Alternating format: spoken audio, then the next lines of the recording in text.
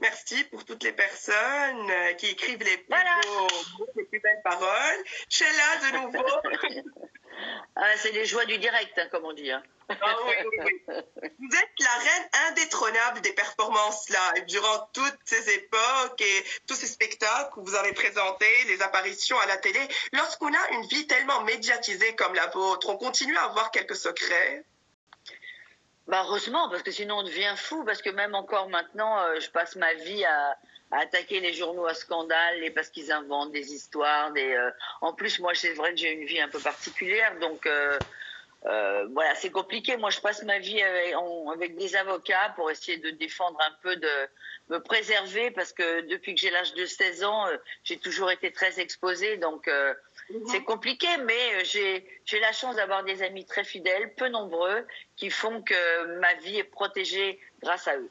Voilà. Ouais. Vous avez écrit des ouvrages par le passé. Vous pensez maintenant vous y remettre? Oui, il faudrait que je réécrive. Mais pour écrire, il faut stopper un peu, prendre du temps, et je peux pas chanter et écrire en même temps. Ce que je peux faire, c'est des souvenirs. Donc là, en ce moment, puisque je suis bloquée, j'essaie de commencer à penser à écrire un peu l'histoire de ma vie vue de l'intérieur. Donc j'ai beaucoup de travail en perspective. Quel est votre nouveau défi professionnel? Ben moi, je vais bientôt fêter mes 60 ans de carrière, hein, donc évidemment, ça va être un gros. Enfin, c'est pas un défi, ça va être un partage, une fête énorme avec les gens, parce que là, vraiment, je pense qu'on va faire quelque chose de très gros. Et en ce moment, je suis en train de terminer un album avec plein de difficultés, parce que entre les retards, le confinement, les maisons de disques, mais bon, je vais arriver à faire ça au bout. Et puis, j'ai aussi la chance d'avoir retravaillé avec Nile Rodgers. C'est le groupe Chic, et donc j'ai une chanson que j'ai fait avec lui, donc qui est prête et que je vais certainement très bientôt vous faire écouter, et j'espère qu'elle va faire autant de succès que Spacer. Oui, sûrement, on l'espère tous d'ailleurs. Le 7e continent, votre nouvelle chanson, elle a connu beaucoup de succès en quelques heures, en quelques jours. Ça vous a fait plaisir? Ben, ça me fait plaisir, parce qu'en réalité, c'était juste un piano-voix que j'ai fait pour présenter aux gens. Je pensais pas que ça aurait un accueil comme ça, parce que c'est une chanson qui fait réfléchir sur la planète et sur ce qui s'y passe. Et apparemment, cette chanson a beaucoup plu. Donc, du coup, je crois que je vais garder le piano-voix peut-être, et puis le sortir tel quel. Je sais pas encore, on va voir. Mais il y aura certainement une version comme ça, piano-voix. Et puis pour l'album, on fera quelque chose avec un peu plus de musique. On verra. Moi, tu sais, je prends les choses comme elles arrivent. Hein. Je fais au jour le jour, là. Vous avez dû suspendre un peu l'enregistrement de votre nouvel album. C'est un album tellement attendu par vos fans. Qu'est-ce que vous pouvez nous raconter un peu des préparations, disons? Alors, bah, c'est des chansons un peu différentes. C'est un album où il y a plusieurs choses. Il y a une partie qui est c'est un peu ma vie, c'est un peu Annie vu par ou Sheila vu par Annie. Enfin, ça touche des choses très profondes chez moi. Mais voilà, je voulais faire un truc un peu intimiste. Et puis, vu ce qui se passe, vu la situation, moi, je suis quelqu'un de positif, quelqu'un d'optimiste. Donc, je pense on va faire un petit mélange des deux, parce que je peux pas arriver avec Septième continent, c'est une chanson formidable, mais je peux pas arriver avec un truc comme ça. Il faut que ça bourre, faut que ça soit positif. Donc, je vais peut-être faire autre chose. Je sais pas, je vais envisager suivant la situation, suivant le jour où on va pouvoir rechanter, parce que malheureusement, comme c'est parti, je crois que les gens du spectacle, on va beaucoup souffrir, et on va avoir beaucoup de temps avant de retrouver les gens qu'on aime et de faire des spectacles pour eux. La petite Annie Chancel qui est toujours présente et qui garde sa place dans votre vie, elle continue à rêver aujourd'hui, puisque vous dites que la vie, c'est un rêve. La vie, non, faut faire de sa vie un rêve. Non, je dis la vie, c'est une aventure. C'est ça que je dis. Et moi, je regarde pas derrière, moi. Je regarde toujours devant. Donc, j'ai plein de projets. J'ai des projets, j'espère, de théâtre. J'ai donc un spectacle à préparer pour mes 60 ans de carrière. Je suis sur un album. Moi, j'ai plein de choses à faire et plein d'envies. Ma vie ne sera pas assez longue pour faire tout ce que je veux faire. Mais si, c'est ça qui est bien. C'est ça qui est bien, c'est de se dire que c'est jamais fini. Et tu sais quoi, j'ai réalisé une chose, c'est que même en avançant dans le temps, tu apprends toujours quelque chose. Si tu le veux, il y a toujours quelque chose de nouveau que tu peux découvrir et apprendre. Moi, j'ai fait de la peinture, de la sculpture, de l'écriture. Tout ça, c'était pas prévu dans ma vie, mais quand on cherche, on trouve. Et il y a plein de choses à faire. Chanteuse, danseuse, écrivaine, sculpteuse. Qu'est-ce que vous ne savez pas faire, Sheila? Oh là là, la cuisine. Ah, comme moi. Ah bah ouais. Ah, non. Enfin, je vais faire 2 œufs au plat et une escalope, mais bon, je suis pas. C'est pas une passion. Alors, quand tu fais pas le truc avec passion, je trouve que c'est pas bien, quoi. Donc, moi, passer 3 heures en cuisine, sincèrement, ça m'enquiquine. Je te dis. Dans Les bonheurs de la vie, vous dites que c'est un grand livre de petits secrets. Quel est le secret du bonheur pour vivre une vie en paix, disons? Bah alors, une vie en paix, est-ce qu'on a des vies en paix? Sûrement, mais alors pour ça, il faut beaucoup méditer. Non, je pense que vraiment l'avantage de la vie, et le conseil que je donnerais, c'est que déjà, il faut apprendre à se connaître. Quand on a fait la paix avec soi-même, et qu'on s'est accepté tel qu'on est, avec les qualités, les défauts, son physique, peu importe. Le jour où on s'est accepté, on peut s'ouvrir aux autres et on est prêt à les regarder, à les accueillir. Avant, c'est un peu compliqué. Tant qu'on n'est pas en accord avec soi, c'est compliqué.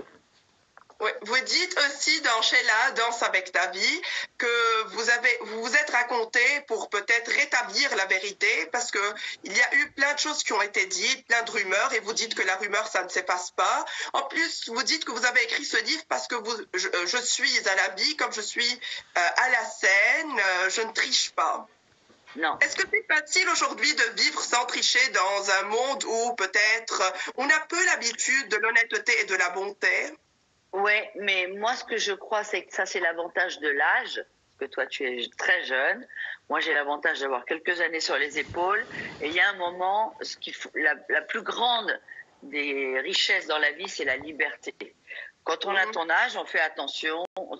Moi, à mon âge, j'ai plus rien à prouver, plus rien, à part me faire plaisir et essayer de faire plaisir aux gens, j'ai rien d'autre. Donc, moi, je ne triche pas. De toute façon, moi, je suis quelqu'un, je suis une artiste, je pense que tu dois connaître ça. Je ne sais pas faire entre deux.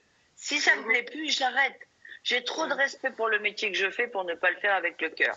Donc le jour où j'en aurai marre, j'arrêterai. Et je le dirai, parce que je suis quelqu'un de cash. Ouais. Pour les personnes aujourd'hui qui rêvent de faire une carrière comme la vôtre, plein de succès, quels conseils donneriez-vous? Il faut rêver. Non, il faut rêver. Et il faut pas avoir. Alors moi, le conseil que je dirais, il faut pas avoir de doute. Quand on a envie de faire quelque chose, ne doutez pas. Ayez confiance en votre vie, en votre instinct, aux étoiles qui sont au-dessus de votre tête. Allez jusqu'au bout. Et surtout, n'écoutez pas tous ceux qui essaient de détruire vos rêves. Rêvez, croyez en vous et allez-y. Et en principe, alors ça met plus ou moins de temps, mais en principe, on y arrive. Entre jeunesse et beauté, sagesse et expérience, où on se sent mieux dans sa peau? Bon, jeunesse et beauté, c'est l'insouciance, hein. Voilà, on pense à rien, on s'en fout. Moi, je dirais sagesse et sérénité, c'est pas mal. Et puis surtout, ça vous donne la possibilité d'avoir le choix et d'être capable de dire ce que vous pensez vraiment sans être obligé de faire attention à choquer personne et tout. Quand ça vient du cœur et quand c'est sincère, les gens prennent, même si ils n'ont pas envie d'entendre ça, ils le prennent bien parce qu'ils savent qu'au fond, c'est pour leur rendre service. Dire la vérité, c'est rendre service aux autres, tu sais. Comment vivez-vous le temps qui passe? Alors, le problème que j'ai, c'est que je ne le vois pas. Donc, moi, en ce moment, je ne parlerai pas de mon âge, mais j'ai l'impression d'avoir une 50aine d'années. J'ai 20 ans dans ma tête. C'est pour ça que je suis pleine de rêves et que je pense qu'il n'y a pas d'impossibilité. Les impossibilités, on se les crée. Donc, moi, je ne manquerai pas. Donc, je me dis, tant que j'ai une bonne santé et que tout va bien, j'ai la chance d'avoir une très bonne santé, d'être en pleine forme, pouvoir danser, faire tout ce que j'ai envie. Donc, j'en profite. Je profite comme si j'avais 20 ans. L'âge d'une personne, en tout cas, se calcule par son énergie, sa façon de voir les choses, son esprit. Ouais. Et c'est pas... Absolument. Parce que comme vous le dites d'ailleurs très bien, que le temps, c'est ce que les autres nous donnent. Et le temps, ça n'existe pas. C'est pas un nombre d'années qui se calcule. Non, bon, les années, bien sûr, les gens le calculent et disent, oh, bah, quand même, elle a tel âge. Mais on s'en fout, ça. Il y a des gens de 20 ans qui sont beaucoup plus âgés que moi. Moi, aujourd'hui, je sais qu'il y a des gamines, moi, je les prends en scène quand elles veulent. Parce que moi, sur scène, je deviens quelqu'un d'autre. J'ai des ailes qui poussent. Je touche pas le sol. Voilà, je fais ce que j'aime et je le partage. Et l'énergie des gens sur une scène, ils te donnent tellement d'énergie que tu montes en l'air et tu oublies tout, quoi. Mhm. Vous êtes très généreuse d'ailleurs avec la nouvelle génération. Vous êtes tous toujours là, vous leur donnez du courage, des ondes Bah, positives. Est-ce que vous avez eu quelqu'un qui vous a soutenu au début de votre carrière comme vous le faites aujourd'hui avec toute cette jeunesse? pas vraiment, parce qu'à l'époque, ça n'existait pas. À l'époque, on était, que ce soit François, Sylvie, moi, les garçons, Johnny, enfin les Claude, on était une espèce de bande de révolutionnaires. Parce que Mhm. avant, c'était nos parents, et nos parents, normalement, on n'avait pas droit à la parole, on portait pas de jean, on devait rester, on se maquillait pas, on n'avait pas le droit de sortir. Enfin, ça a été tellement vite, je veux dire. Mais nous, quelque part, on a été les premiers avec nos guitares, nos instruments qui n'étaient pas très bien accordés. C'était de l'amateurisme. Mais il y avait tellement d'énergie et tellement de cœur. Et surtout, c'était un mouvement de jeunes. Parce que si tu Mhm. regardes bien, à l'époque, il y avait bien sûr tous les chanteurs, mais que ce soit les émissions de radio comme Salut les copains, le magazine comme SLC, enfin, il y avait plein de choses et on avait tous le même âge, à 5 ans d'écart. Et ça a été une espèce de révolution de jeunes qui est arrivée. Et donc, on avait le modèle de personne. On a créé ce qui est devenu ce métier aujourd'hui. On est des pionniers, quelque part. Ouais, sûrement. Est-ce que vous avez connu des moments de dépression durant votre carrière, des moments forts? Des moments forts, ma carrière a été un moment fort Votre constant. carrière. Ouais, Mais durant ouais. cette carrière qui est pleine de moments forts, vous avez dû connaître certaines déceptions. Bah, on pourrait des déceptions, mais la vie est faite de déceptions. C'est pas que la carrière. On Mhm. est déçu par les gens, on est trahi par les gens. Par exemple, moi, je me suis arrêtée de chanter en 89. J'ai décidé de faire une pause dans mon métier et je suis revenue en 98. Et là, tu te rends compte à quel point la gloire, c'est rien. C'est-à-dire que moi, je me suis arrêtée en me disant, ben bon, ce métier, tout le monde va m'appeler, je vais faire des duos, je vais voir mes potes, on va préparer plein de trucs. Pas du tout. Quand tu n'es plus monnayable et quand tu n'es plus monnaie d'échange, ton téléphone ne sonne plus. Il faut le savoir. C'est un métier qui est très cruel. Malheureusement. Aujourd'hui, dans ce moment que l'on vit, on a dû comprendre que l'argent, ce n'est pas tout. Et on a dû faire ce retour à l'essentiel, les choses spirituelles de la vie, qui restent les choses les plus importantes. Et d'ailleurs, qu'est-ce que vous pouvez nous raconter de ça, vous, qui écrit Les bonheurs de la vie? Ben pour moi, la spiritualité, c'est très important parce que moi, je suis disons, connectés, je pense qu'on est entouré d'âmes et que tous les gens qu'on rencontre, on ne les rencontre pas par hasard.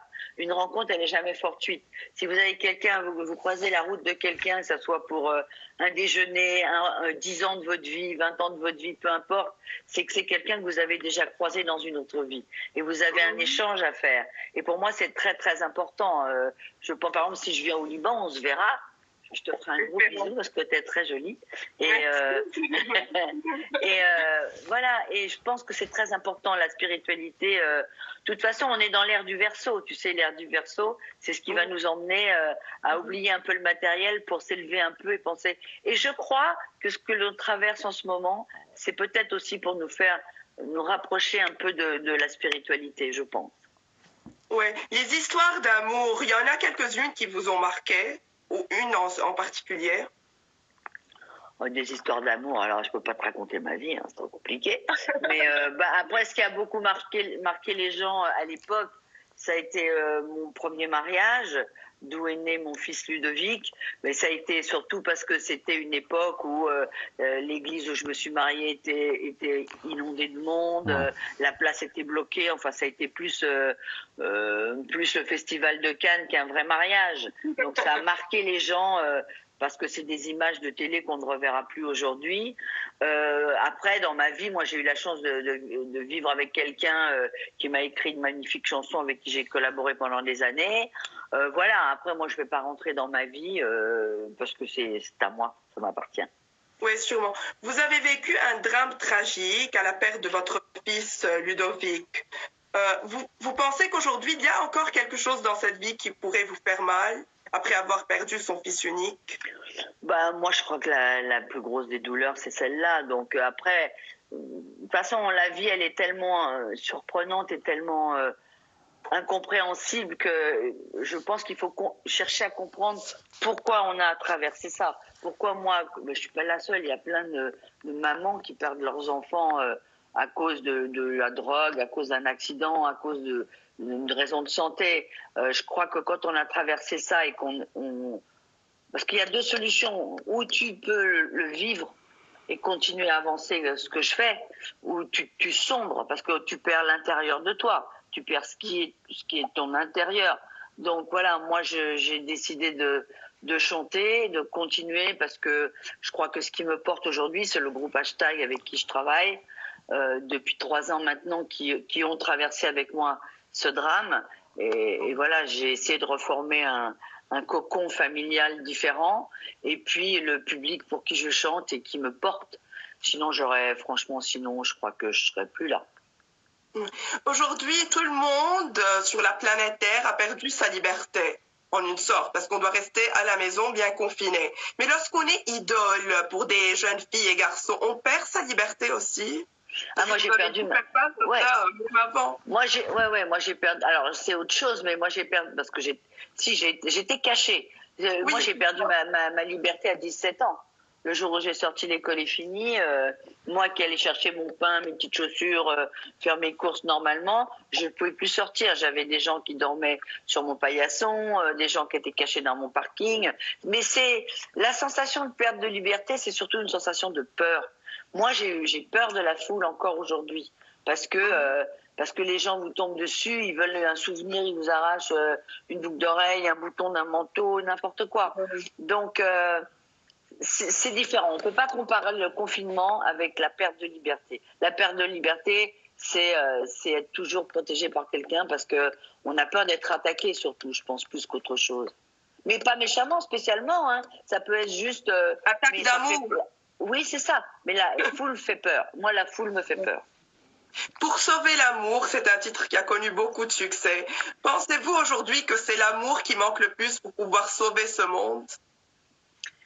Je crois que c'est parce qu'on est devenu trop matérialiste et qu'on a oublié beaucoup justement le rapport à l'humain, les Internet, tout ça c'est magnifique, on peut avoir des nouvelles du monde entier et tout.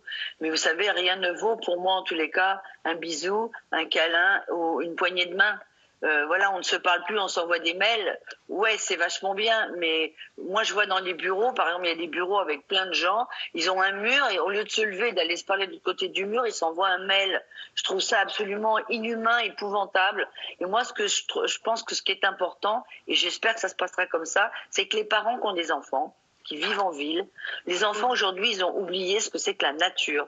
Et je crois que c'est bien quand on va sortir, les emmener dans la forêt, leur apprendre les arbres. Un palmier, un olivier, je sais pas moi, tout ce qu'il y a, un platane, un marronnier, parce que les gamins ils savent plus que les cèpes ça se trouve sous les chênes par exemple.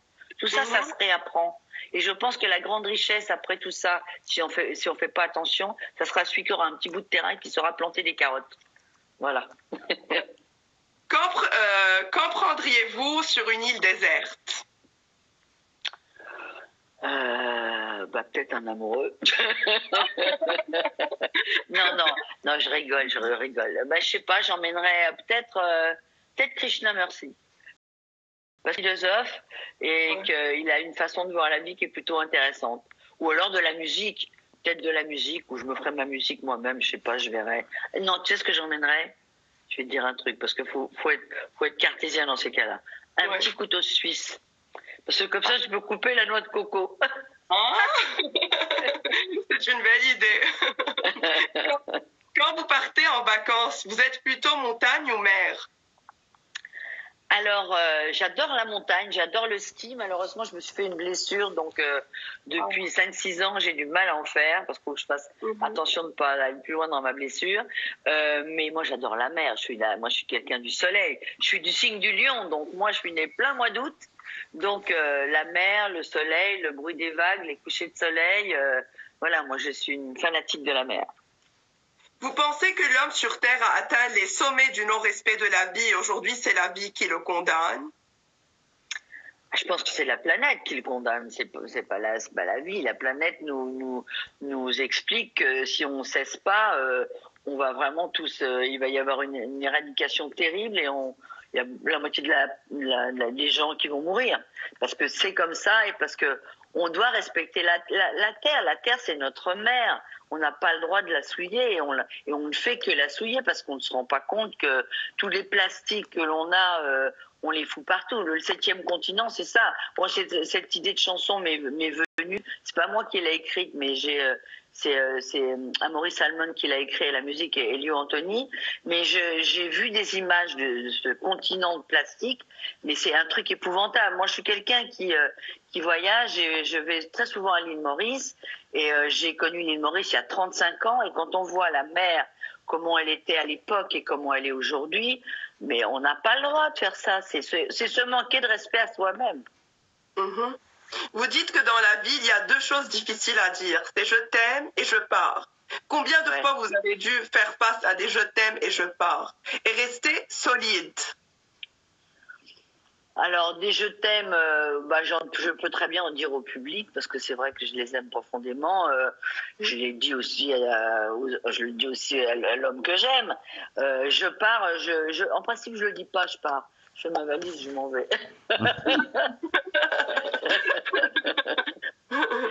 Moi, je suis une indépendante. De toute façon, je suis une grande indépendante. On fait un métier malgré tout solitaire. Même si on est accompagné, c'est bien parce qu'on a une épaule pour se poser, mais c'est un métier où on est seul, c'est-à-dire que quand on a un spectacle à porter, quand on rentre en scène, moi j'ai la chance d'être excessivement bien entourée avec le groupe Hashtag, mais disons qu'on porte tout, quoi. Si on se plante et personne ne peut nous rattraper, on est tout seul. Sur scène, à l'ouverture des rideaux aujourd'hui, après toute cette carrière, vous continuez à avoir ce petit trac que vous avez au début ou non? Ah non, au début quand j'ai démarré, j'étais malade, j'étais dans les toilettes, c'était pas possible. Non, aujourd'hui non, mais par contre quand je crée le spectacle, les 2-3 premières soirées, ouais, j'ai un pincement au cœur. Après, j'ai toujours une espèce de pincement, mais j'ai pas le trac. Ça serait malhonnête de te dire que j'ai le trac. Moi, je rentre en scène, je sais que je vais m'amuser, je vais prendre 2 heures de plaisir. Donc pour moi, c'est pas du trac parce que j'ai tellement l'habitude que suivant les salles, suivant les gens, suivant le public, moi je parle beaucoup aux gens. J'adore discuter avec eux, j'adore partager. Et s'ils sont de mauvaise humeur, je leur demande pourquoi ils sont de mauvaise humeur. Si j'ai mal au pied, je dis mais qu'est-ce que j'ai aujourd'hui? J'ai mal au pied. Moi j'adore communiquer avec eux. Donc voilà. Mais à la création d'un spectacle, on a toujours peur, bien sûr. Toujours dans vos spectacles, votre public assure que vous êtes une diva. Ils sont tellement fidèles. Cette fidélité, ça vous fait une certaine surprise? Ou vous êtes habitué parce que vous avez tracé cette histoire d'amour avec le public? Alors, ça me fait. Alors, par exemple, je sais que quand je fais un spectacle, quand je crée un spectacle, je sais les 3 premiers rangs, je sais les têtes que je vais voir. Ce sont toujours les mêmes. C'est incroyable. Je ne sais pas comment ils font parce que c'est vrai que quand on ouvre un spectacle, la plupart du temps, ce qui se vend le plus vite, c'est les places devant. Et ben ils arrivent toujours à être devant. Donc je les connais. Alors des fois, j'avoue que ça me fait hyper plaisir parce que je les retrouve et que c'est de la force. C'est devenu des amis parce que moi j'ai des gens. Ce qu'il faut savoir, c'est que j'ai des gens quand je fais une tournée, ils calculent leurs vacances ou leur week-end en fonction des endroits où je vais chanter. Donc c'est organisé, il y a des groupes qui se sont formés, ils sont en groupe. Alors du coup ils visitent les villes autour, je ne sais pas comment ils s'organisent, mais c'est très bien fait. Et c'est ce qui fait une carrière aussi longue que la mienne, c'est que les gens me suivent depuis tant d'années et sont tellement fidèles que je ne peux que les en remercier. Et ça ne peut me faire que plaisir de les voir. Et c'est pour eux aujourd'hui que vous êtes tellement actifs sur les réseaux sociaux? Ouais, parce que je sais qu'ils sont démoralisés, je sais qu'ils vont pas bien, donc j'ai décidé de créer là une petite rubrique le dimanche après-midi qui s'appelle le Tea Time à 17h30 où on rigole, on parle un peu de tout, je fais des blagues, je réponds à des questions, je fais écouter des chansons, enfin je fais un peu de tout. Et d'ailleurs là je vais voir parce que je suis pas une spécialiste de la technique. Hein. C'est mon grand problème. Donc, je ne sais pas exactement comment ça marche, mais j'aimerais essayer de faire un peu de méditation, d'essayer de leur proposer des exercices. Mais bon, il faut que je peaufine comment ça marche. L'espace théâtral, pour vous, c'est un espace pour s'exprimer plus moralement que physiquement seulement, quand vous êtes présente là sur scène? Non, moi sur scène, c'est comment dire. Alors c'est physique, hein, parce que 2 heures. Moi, je fais du rock and roll maintenant, donc 2 heures, c'est très fatigant. Mais moi, je sais pas, c'est des montées d'adrénaline et des montées de bouffées d'amour qui sont tellement fortes que tu ne sens pas la fatigue. C'est-à-dire que moi, je fais 2 heures, mais je pourrais rester une demi-heure de plus. On pourrait jouer encore parce que on est tellement bien que à chaque fois, malgré tout, quand ça s'arrête et qu'on salue les gens, à l'intérieur de nous, on sort, on se prend dans les bras parce qu'on est heureux, parce que on a vécu un moment d'intensité énorme et on s'est dit mais merde, c'est déjà fini quoi. C'est facile de rétablir une vérité lorsqu'on a des rumeurs, lorsque plusieurs choses sont dites à propos de nous dans la vie. C'est-à-dire lorsque vous vous êtes décidé de vous écrire, c'était pour montrer aux gens la vérité, la vraie Sheila, pour ne pas permettre aux autres de vous réinventer à leur façon. Ouais, mais malheureusement, tu sais, si tu veux parler de la rumeur, par exemple, il faut savoir qu'une rumeur, quand elle est très importante, elle te suit toute ta vie. Parce que, et alors encore plus maintenant, là, hein, par exemple, là, il y a des rumeurs, soi-disant que je vais me marier, je ne sais pas quoi. Tout ça, c'est des conneries qui sont vendues par des journaux, qui malheureusement aujourd'hui, avec les médias que l'on a, sont repris sur des sites et des sites et des resites, et les gens croient tout ce qui est écrit. Donc, c'est ça qui était le plus énervant pour moi, parce que ça emmène les gens sur des voies qui n'existent pas, et je trouve ça très, très... Après, écrire un livre sur sa vie, oui, c'est parce qu'il y a des fois, moi, j'aime pas l'injustice. Hein. Je suis quelqu'un, j'aime ce qui est juste. Et même si il y a un truc qui plaît pas, j'aime la justice.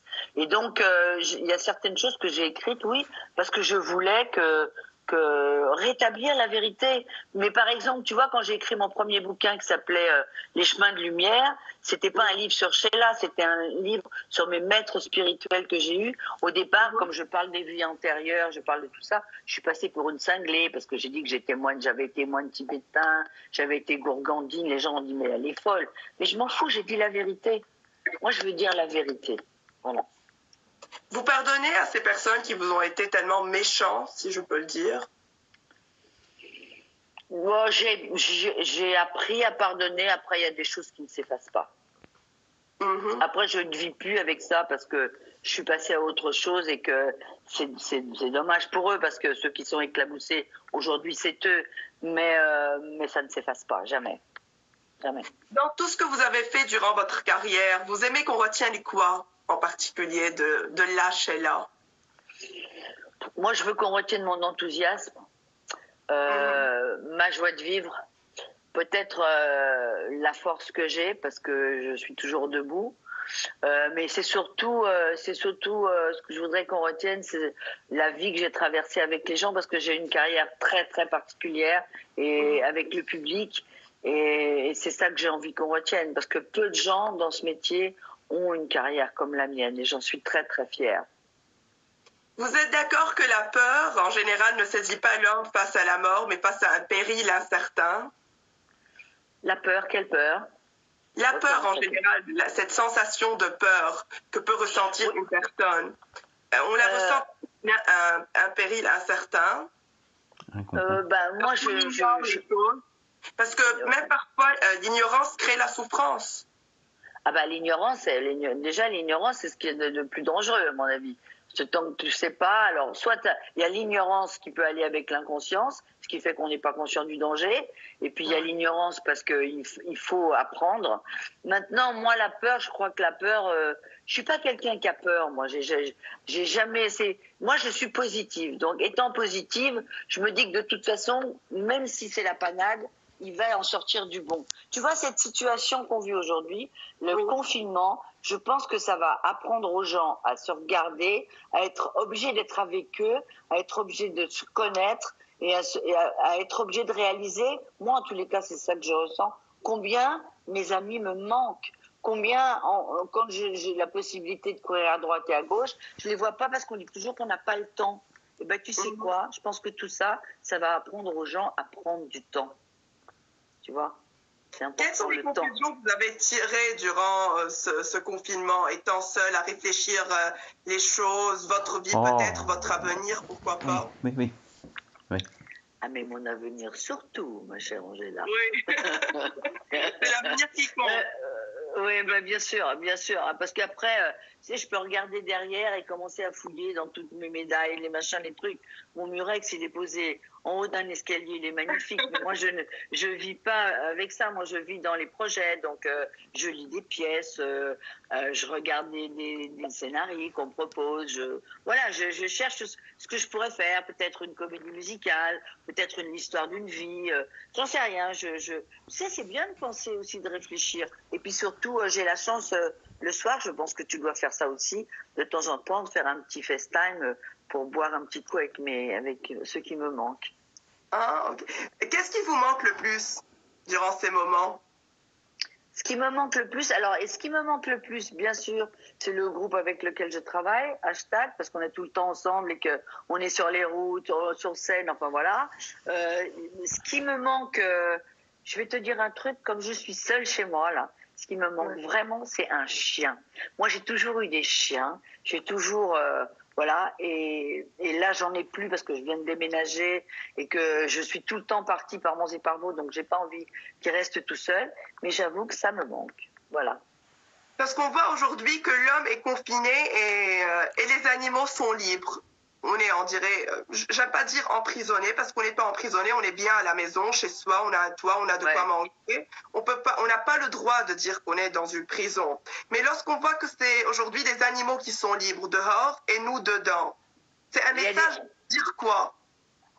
Bah, c'est un message pour dire qu'ils reprennent leur place surtout, parce qu'on a envahi leur espace. Alors bien sûr, on est obligé nous aussi de vivre, mais je pense qu'on vit en ne respectant pas ce qu'il y a autour. On peut très bien avoir des endroits où c'est la ville, mais ne pas